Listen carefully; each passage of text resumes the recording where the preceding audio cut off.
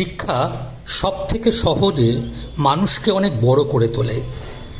আজ চলেছি চুঁচুড়া রায়বাজার কলোনির এই সরু গলি দিয়ে। গন্তব্য কিন্তু কোনো বড় বাড়ি নয়, এই ছোট্ট টিনের চাল দেওয়া প্লাস্টারবিহীন ভাঙাচোরা দুটি ঘর, যাকে বাড়ি বললে হয়তো ভুল বলা হবে। আজ আমরা ভদ্রেশ্বর থেকে এসেছি শুধু এক টুকরো কাগজ দেখব বলে। হ্যাঁ, এই কাগজটাই এই বাড়িতে থাকা দীপ বর্মনের মাধ্যমিক পরীক্ষার রেজাল্ট, যে 6টা বিষয়ে 80%-এর বেশি নম্বর পেয়েছে। এই রেজাল্টটা অর্জন করেছে দীপ তার মেধা এবং অধ্যাবসায়ের সাহায্যে। আসুন পরিচয় করিয়ে দিই দীপের সাথে। নমস্কার, এখন আমরা এসে পৌঁছেছি রায়বাজার কলোনিতে, যেটা চুঁচুড়ায় অবস্থিত। আর আমার সাথে রয়েছে দীপ। দীপ এবছর 2026 সালে একটা মারাত্মক রেজাল্ট করেছে, সেই জন্যই আমরা এখানে আসা। এবং দেখুন যে এই ছেলেটা কোন জায়গায় থেকে কত ভালো একটা রেজাল্ট করেছে। তাহলে ওর থেকেই শুনে নিই। আচ্ছা, তুমি বলো, তোমার প্রথমে নাম বলো, আপনি কোথায় থাকো, কোন স্কুলে পড়েছো সেটা বলবেন। আমার নাম দীপ বর্মন, আর আমি বিক্রমনগর হরনার নীরজা সুন্দরী ঘোষ বিদ্যামন্দির থেকে এসেছি। তো আমি আচ্ছা, তুমি ওখানে কোন ক্লাস থেকে পড়াশোনা করো? আমি ওই স্কুলে 5 ক্লাস থেকে ফাইভ থেকে করো? আচ্ছা, এখান থেকে তো ওটা অনেকটাই দূর না? না, প্রচুর কাছে, 1 কিলোমিটারও কাছে। আচ্ছা, তো কিসে যেতে এখান থেকে? এখানে আমি প্রথমে হেঁটে যেতাম, কিন্তু এখন সাইকেল করে যাই।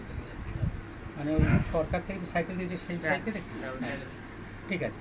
এবার দেখো, তুমি তো খুব ভালো রেজাল্ট করেছো, সেটা তুমি কোন বিষয়ে 80%-এর বেশি পেয়েছো? 6টা বিষয়ে 6টা বিষয়ে 80% বেশি পেয়েছো। হায়েস্ট নাম্বার কত, কোন সাবজেক্টে? ফার্স্ট নাম্বার হচ্ছে লাইফ সায়েন্স, যেখানে 99 পেয়েছি। 99 পেয়েছো। আচ্ছা, ওখানে কি তুমি মনে করেছিলে যে আমি 100 পাবো বলে ভেবেছিলে? না, মানে মোটামুটি ঠিক আছে। আচ্ছা, এবার অঙ্কে কত? ও হচ্ছে 95। 95। আচ্ছা, আর কোন সাবজেক্টে তুমি 80 কম পেয়েছো? ওই যে ইংলিশে কত পেয়েছো ওটা? 77। আচ্ছা, তোমার কি কোনো টিউটার ছিল, মানে হ্যাঁ, হ্যাঁ ছিল। কোন সাবজেক্টে? সবটাই তো মোটামুটি ছিল, 3টে ছিল। ওই গ্রুপ ওয়াইজ, যেমন হ্যাঁ, সায়েন্স group গ্রুপের wise, একজন এরকম ছিল। আচ্ছা, এবার তোমার কোন বিষয় পড়তে বেশি ভালো লাগে সব থেকে? আমার আমার হচ্ছে আগে পড়তে ভালো লাগতো, সবই আলাদা কোনো। আচ্ছা, ভবিষ্যতে তুমি, আচ্ছা তোমাদের স্কুলে কি তুমি টপার? হ্যাঁ। আচ্ছা, তাহলে তোমাদের স্কুলে কতজন স্টুডেন্ট ছিল, না তোমাদের ব্যাচে? আমাদের ব্যাচে আছে 32 জন। আচ্ছা, তার মধ্যে মানে তুমি ধরো টপার হলে, আর ফার্স্ট ডিভিশন কতজন পেয়েছে?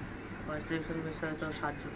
আচ্ছা, এবার তুমি যে এত সুন্দর রেজাল্ট করেছো, ভালো রেজাল্ট করেছো, তারপরে তুমি আর মানে কোন স্কুলে ভর্তি হবে? আমি এখন এই স্কুলে দেখছি। হ্যাঁ, এই স্কুলে ভর্তি হবে। আচ্ছা, এবার ওইখানে কোন মানে সায়েন্স নিয়ে নিশ্চয়ই করবে? হ্যাঁ। আচ্ছা, মানে যেহেতু ম্যাথ থাকবে কি থাকবে না? হ্যাঁ, ম্যাথ আছে। ম্যাথ থাকবে, ম্যাথ ফিজিক্স কেমিস্ট্রি না বায়োলজি থাকবে? বায়োলজি নেবে না কেন? নেব না, ভালো লাগে না? আর মানে ইঞ্জিনিয়ারিং লাইন যাওয়ার ইচ্ছা আছে নাকি, তাই তো? মানে পরবর্তীকালে ইঞ্জিনিয়ারিং পড়ার ইচ্ছা আছে, তাই তো? আচ্ছা, এবার তুমি এই যে পড়াশোনার সাথে সাথে আর কি করতে ভালো লাগবে? পড়ানোর সাথে আমি টিভিতে খেলা দেখতাম। আচ্ছা, এই ধরো আঁকা টাকা এগুলো করতে হবে না, বা গান বাজনার সব না, ডিবেট করতে ডিবেট না, বা কুইজ কোথাও, ওগুলো স্কুল থেকে ওগুলো জায়গায় যেতে কি না? না, মাঝে মাঝে গেছি স্কুল কুইজ করতে। যারা পরবর্তীকালে পরীক্ষা দেবে, হ্যাঁ, তারা কিভাবে পড়লে একটু ভালো রেজাল্ট করতে পারে? অনেকেই অনেক পরে কিন্তু সেই আকাঙ্ক্ষিত রেজাল্টটা হয় না, তা সেক্ষেত্রে তোমার সাজেশনটা কি? আমার সাজেশন যে হচ্ছে তাও দিন হচ্ছে মানে হ্যাঁ, রোজই পড়তে হবে। মানে থরলি লাইন বাই লাইন কিছু লাইন বাই লাইন রোজই পড়তে হবে, বুঝে পড়তে হবে। তারপরে যেটা বলছি সেটা যেন পরে রিভিশন হয়, আর বেশিরভাগ রিভিশন পেলে ভালো হয়। আচ্ছা, ধরো তুমি যখন পড়তে, ওটা কি লিখে লিখে বারবার প্র্যাকটিস করতে না? না, হ্যাঁ, বেশি লিখতে না, অনুপস্থিত খেয়ে দিতে না? সমস্যা। আর তোমার বাড়িতে কে কে আছে? বাড়িতে আছে আমি, দাদা, আর মা, বাবা আর কাকু। ঠাকুমা আছে। এবার তোমার দাদা কোন ক্লাসে পড়ে? হ্যাঁ, দাদা এখন 12 দিলে এখন কলেজে যাবে। হ্যাঁ, রেজাল্ট তো বেরিয়ে গেছে, হ্যাঁ বেরিয়েছে। কেমন রেজাল্ট? খুব ভালোই করেছে। First division. কী নিয়ে পড়বে? সায়েন্স কলেজে যাবে, সায়েন্স নিয়ে। মানে ওর সায়েন্স ছিল তাই তো? হ্যাঁ, সায়েন্স। মানে কোনো জিনিসও অনার্স নিয়ে পড়বে। হ্যাঁ। তোমার ধরো নাম্বারটা যদি দিয়ে দিই ইয়েতে, কেউ যদি ডোনেশন পাঠাতে চায় তাহলে কোনো আপত্তি আছে কি? তাহলে তোমার নাম্বারটা নিয়ে যাবো, সেটা আমরা ওখানে দিয়ে দেবো, ঠিক আছে? Number phone phone number. Number, phone number আছে কি? হ্যাঁ, ধরো এটা শুনে কেউ ডোনেশন পাঠাতে পারে, সেটা একটা রেখে দাও, তোমার ভর্তি ক্ষেত্রে কাজে লাগে, দেখে দাও। না ঠিক আছে, আমার সাথে ঠিক আছে, ভালো থাকো।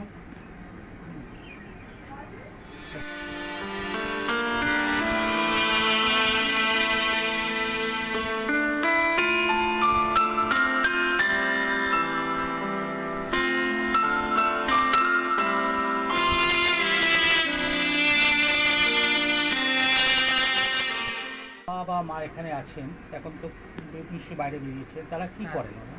ওই যে বাবা হচ্ছে ওর বিয়ে বাড়িতে রান্নার কাজ করেন, আর হচ্ছে মা হচ্ছে 2-3টে বাড়িতে কাজ করে। মানে কাছাকাছি কোনো বাড়িতে হ্যাঁ, কাজ কাছাকাছি করতে- বাড়িতে কাজ কাজ করো। বাহ। খুব ভালো, তুমি অনেক বড় হও এবং আমাদের এই যে দুঃখটা যাতে কষ্টটা দূর হয় এটা তোমার চেষ্টা করবে, অবশ্যই বাবা মাকে খুশি রাখবে।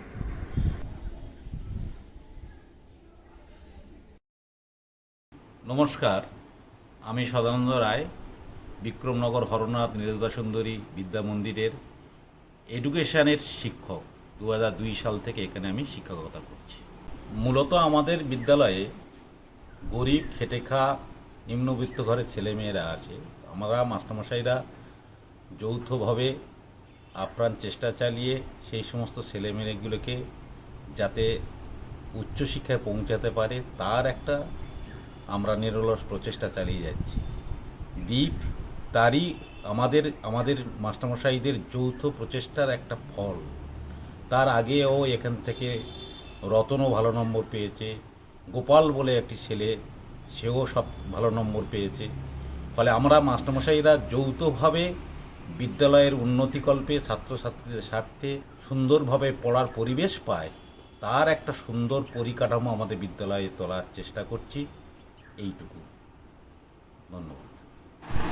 এখন আমরা এসে পৌঁছেছি দীপ বর্মন যে স্কুলে পড়তো সেই স্কুলে, এবং পরিচয় করিয়ে দেবো সেই স্কুলের হেডমাস্টার মশাইয়ের সাথে, এবং জানবো এই দীপ কী করে এত ভালো নম্বর পেল এবং এখানকার পুরো স্কুল সম্বন্ধে হেডমাস্টার মশাইয়ের কাছে।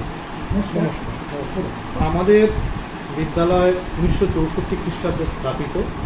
তো আমাদের শিক্ষক শিক্ষিকারা প্রথম থেকেই এবং মানে ঐতিহাসিকভাবে বা বাই ট্র্যাডিশন আমরা কিন্তু সবসময় এই সমস্ত পিছিয়ে পড়া পরিবার থেকে উঠে আসা ছেলেদের পেছনে সবসময় দাঁড়াই। তাদের মধ্যে থেকে যে উৎকর্ষ আছে সেটাকে আমরা বার করে আনাটাই আমাদের শিক্ষক শিক্ষিকাদের প্রথম এবং প্রধান উদ্দেশ্য হয়ে দাঁড়ায়। আমাদের এখানে ছাত্র শিক্ষকের সম্পর্কটা একটা অন্য মাত্রা। আমরা এখানে তাদের সম্পূর্ণ অভিভাবক। অধিকাংশ ক্ষেত্রেই দেখা যায় যে সমস্ত ছাত্রছাত্রীরা আসে তারা হয় ফার্স্ট জেনারেশন লার্নার, কিংবা তাদের বাবা মা এমনভাবে বিভিন্ন কাজের সাথে যুক্ত যে তাদেরকে দেখাশোনা করার খুব একটা, বিশেষ করে পড়াশোনার ব্যাপারে দেখাশোনা করার তাদের খুব একটা সুযোগ বা উপায় নেই। সেই কারণে আমরা আমাদের শিক্ষক শিক্ষিকারা সম্পূর্ণ অভিভাবকের দায়িত্বটা তুলে নেয় নিজেদের হাতে। তাদেরকে বইপত্র দিয়ে সাহায্য করা, সম্পূর্ণ নোটস দিয়ে সাহায্য করা, সমস্ত রকমভাবে পড়াশোনার যা যা প্রয়োজনীয় যে বিষয়গুলি বিষয়গুলিতে সম্পূর্ণ তাদের পাশে দাঁড়ানো, এবং তাদের যা যা সমস্যার জায়গা সেই সমস্যার জায়গাগুলিকে যতটা নিরসন করা যায় সেই চেষ্টা তারা বরাবর করে। শুধুমাত্র স্কুলটা আক্ষরিক অর্থেই তাদের দ্বিতীয় বাড়ি প্রত্যেক ছাত্রছাত্রীর ক্ষেত্রে আমাদের হয়ে ওঠে। তো এক্ষেত্রে যে কোনো মানে ছাত্রছাত্রী যারা ভালো রেজাল্ট করে সেক্ষেত্রে কিন্তু স্কুলের একটা খুব বড় অবদান আছে। অবশ্যই ছাত্রছাত্রীদের নিজস্ব চেষ্টা, তাদের না হারা মনোভাব, তাদের লড়াই করার প্রবণতা, এটা তো অবশ্যই গুরুত্বপূর্ণ এবং অত্যন্ত একটা গুরুত্বপূর্ণ ব্যাপার। কিন্তু তার সাথে সাথে ওদের এই মানসিক গঠনটাকে তৈরি করে দেওয়ার ক্ষেত্রে আমাদের শিক্ষক শিক্ষিকাদের অত্যন্ত গুরুত্বপূর্ণ একটা ভূমিকা আছে। ওরা যখন 5-এ ভর্তি করতে আসে তখন থেকে এমন একটা সুন্দর সাপোর্ট সিস্টেম দেওয়ার ব্যবস্থা করা হয়, বইপত্র থেকে শুরু করে তাদের বিষয়ের প্রতি অনুরাগ আকর্ষণ গড়ে তোলা থেকে শুরু করে তাদেরকে সমস্ত রকমভাবে নোটস দিয়ে সাহায্য করা, সমস্ত রকম সার্বিক যে সাহায্যটা সেটা আমাদের শিক্ষক শিক্ষিকা দেন এবং তাদের স্পেশাল ক্লাস নেন। এবং তারপরে যেটা হয়, এই সমস্ত দুস্থ ছাত্রছাত্রীদেরকে প্রাইভেট টিউশনের কোনো সুযোগ নেই, তাদের সে আর্থিকভাবে সক্ষম দেয়, কিন্তু তার কোনো প্রয়োজনীয়তাই এখানে আর থাকে না।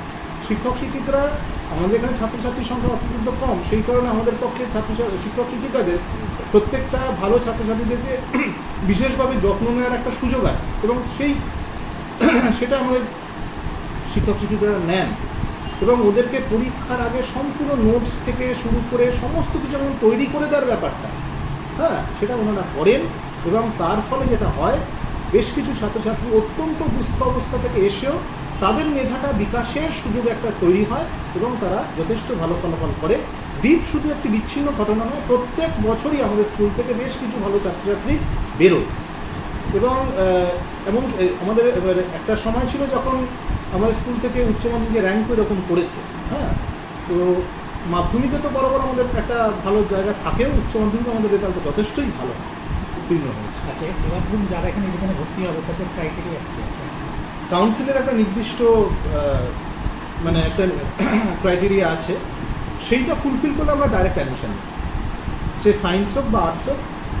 কাউন্সিল নির্ধারিত যে ক্রাইটেরিয়া, যেটা সারা পশ্চিমবঙ্গের ক্ষেত্রে প্রযোজ্য, সেইটা যদি ফুলফিল করে তাহলে আমরা সঙ্গে সঙ্গে অ্যাডমিশন নিয়ে নিই। এক্ষেত্রে কোনো সমস্যার কোনো জায়গা নেই। আমাদের কাছে মানে যারা সায়েন্স নিয়ে পড়তে চায়, ফিজিক্স, কেমিস্ট্রি, ম্যাথামেটিক্স, বায়োলজি এবং এনভায়রনমেন্টাল সায়েন্স আছে, এখন জিওগ্রাফিও তো সায়েন্সের অন্তর্ভুক্ত। হ্যাঁ, তো যাই হোক, এই সমস্ত বিষয়গুলি আমাদের কাছে আছে। জিওগ্রাফিও আছে স্যার? হ্যাঁ, জিওগ্রাফি অবশ্যই আছে। আচ্ছা, ভীষণ ধন্যবাদ আপনার। ধন্যবাদ।